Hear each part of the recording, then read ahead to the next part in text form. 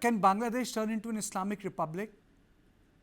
Absolutely. I think in the direction which the government, the Bangladesh going is, it will either have a massive civil war between the Islamist Civil war. forces.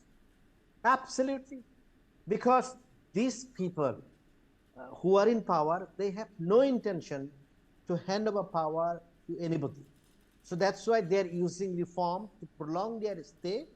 They are, using mob justice to rule the country, and the mob is being led by the students who actually wanted reform of the quota system, which was discriminatory. Then now, actually, they have become the entire unconstitutional authority of the country.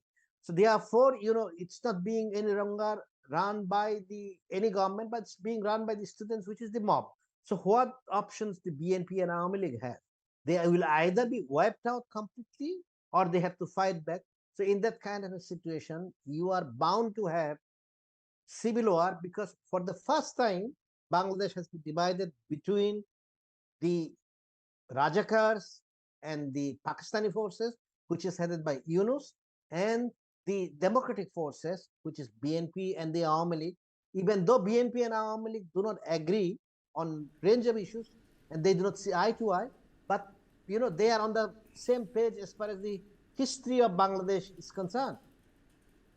You know, if you look at the leaked data which has come out, which is the bedrock of what they may do, they have used words in part of their conversation, such as whereas 72 Constitution has shattered the vision of millions who were martyred and paved the way for the failure of democracy in national institutions. They are actually blaming everything on the Constitution, and they are not blaming it on Pakistan. And they are saying that whereas Muslims and women become vulnerable target of the fascist regime and no justice has been served to them.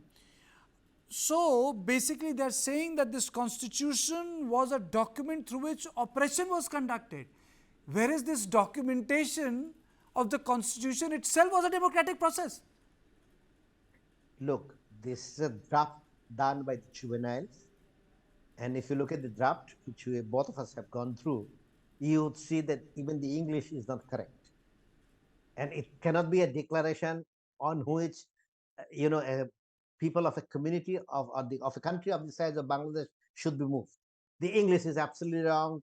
The expressions are wrong. So, these are the kids who are being used by the United States administration and the Yunus administration some way or the other to ensure. Suhas, it's one thing to get your English wrong.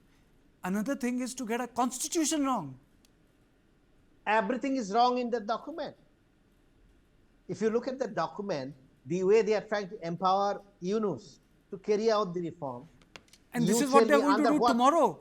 This is what they are going to do tomorrow. Absolutely. So that's what I'm saying. Under what provisions of the Constitution? Even if the, 11th Amendment is 13th Amendment is restored, even if you have the interim government, under what provisions of the Constitution of Bangladesh you have the authority to carry out reforms by an unelected government, who just came and assumed power?